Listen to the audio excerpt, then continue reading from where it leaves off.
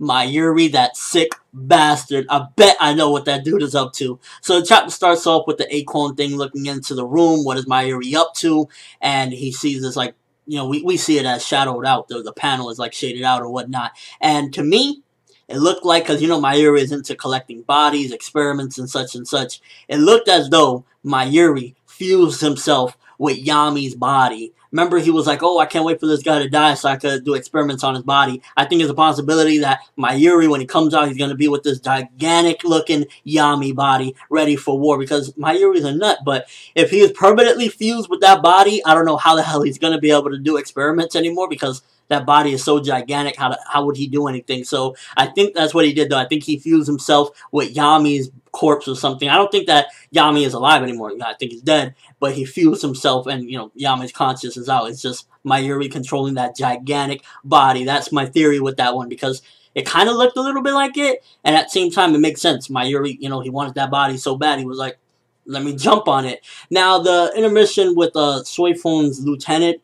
that was a little bit boring and kind of pointless. It was just like basically showing that she still don't give a shit about him. He's still a loser to her. She went to go train by herself. She don't got time for his nonsense. And I respect Soifon. She is one of the baddest biatches in Bleach. I love looking at her train because it's like, you know she's gonna come and do some epic shit. It's Soifon. Her and Yoruichi, two of my favorites in Bleach. By the way, I wanted to see what you guys think, because I wanted to do this discussion, top 5 favorite Bleach characters, but it does sound kind of generic, but I wanted to see what you guys think. Should I do my top 5 favorite Bleach characters? Because I've been dying to talk about it, and I don't do really too many Bleach discussions anyways, so I was thinking about doing that one, but just love seeing that, you know, Soifon is getting ready, she's getting prepared, and she's gonna go in and go hard. It's Soifon. She's one of the baddest in Bleach. Yeah.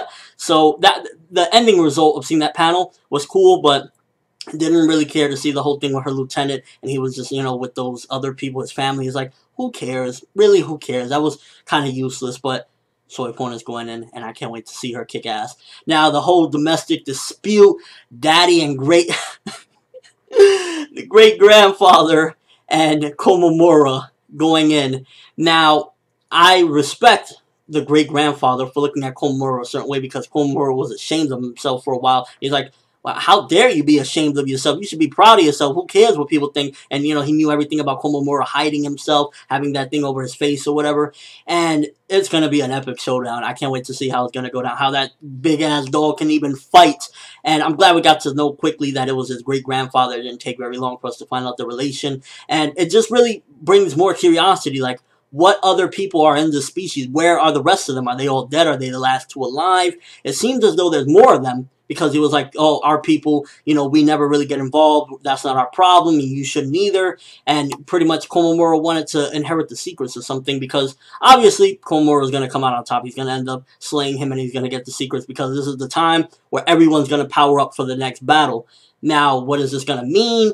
I could possibly see maybe him turning his Bankai after he learns the secrets into like a giant dog instead of like that warrior, or some crazy shit, like reinventing his Bankai or something along the lines of that, and it's going to be freaking epic. Or maybe he'll be able to turn into a giant ass dog, and instead of having to rely on his Bankai, since he can't really use it because he's going to get stolen against the Stern Ridders. I forgot about that one. So yeah, even if he did something with his Bankai, they'll just steal it. So maybe he'll turn into some giant ass dog like his great grandfather and start biting people on some crazy zombie Scooby-Doo type shit, and I can't wait to see that as well.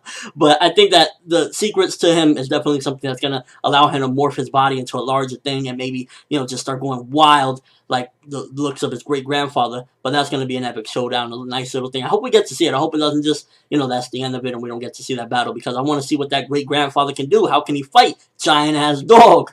So that was pretty interesting. And last but not least, the whole Ichigo and Nimaya Oetsu, where Nimaya's like, yo, say goodbye to Zangetsu, your Zanpakuto. Now, here's the thing. There's a possibility the reason why Ichigo was linked with Zangetsu in the first place is because of Ichigo's, I guess, naivety to the whole, you know, his whole race, his whole situation of who he is. And that's why now, since he already knows who he is and everything, remember it was always like raining in Zangetsu's world and everything, and he would be depressed or whatever. Now that he knows everything, there's a possibility that either Zangetsu will no longer need to be with him, or Zangetsu himself will morph into something different, because he knows everything now. He's past all the pain, and now all the secrets are out in the open. And that's possibly what's going to happen. Either Zangetsu's going to morph into something different, or Zangetsu will no longer exist. Maybe he'll just disappear. It's like there's no need for him to be around anymore because now all the secrets are out.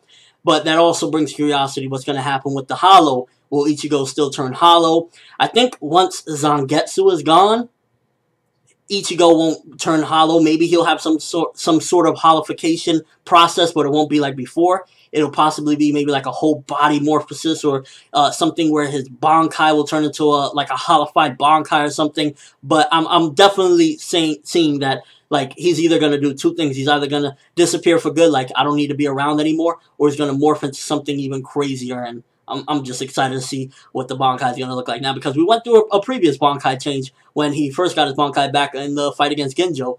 This one, I can't wait to see what it's going to look like. And right now, we're just in an intermission, you know, waiting downtime. I wouldn't mind seeing more of the Juhabak stuff, like, you know, what's going on in the Van Rage, and also, you know, a couple little things here or there. But for this particular chapter, there were some pretty good parts to it. Some slow stuff, like the beginning, I was like, why are we starting off with Akon? You know, it was funny to see that Mayuri is up to something crazy. And like I said, I think that that's Yami's body with Mayuri's face on it. So that's going to be pretty interesting to see how he's going to move around and whatnot. But that really felt a little bit slow there. And also the lead up to seeing Soifon training was like, I didn't really care to see her lieutenant. I don't like her lieutenant. He's probably one of my least favorite characters in all of Bleach. So it's like, yeah, she left you. You suck. Of course she's going to leave you. It's Soifon. She don't need you. So that was there. The Komamura versus his grandfather, great-grandfather. That's going to be an epic battle. If Kubo skips that, I'm going to be disappointed, because, like, it's a giant dog. I want to see it fight. And I want to learn more about Komamura's heritage. We're in the last arc, baby. Come on. Right? I want to know what's going on. So let us see that fight, and let us at least learn more. Like, maybe Komamura has some brothers around there. Maybe he'll be able to fight with all his brothers and all his clan, control his clan or something, and then just go crazy when he's in a battle with, like, all his dog relatives or something. And the whole thing with Zangetsu. Zangetsu's going to disappear for good or morph into something else, and Ichigo's going to get another badass Bankai or something. I hope that it looks kind of like a mixture of, like, his Quincy heritage with, like, the white and black, and it, like, looks, like, all, like, decked out and everything. It's just going to be crazy, and I can't wait to see it, because new Bankai, baby. New Bankai. This chapter, 3.5 out of 5. I think it did some interesting things. The whole thing with Komamura, he's about to fight his great-grandfather. We found out the connection between the two. We see that freaking Mayuri is getting ready to do something crazy. He looks like he's possibly a giant now or something, because I saw that giant body. I saw it. So, you know, that was some important things. And also the lead-up to the whole Zangetsu thing.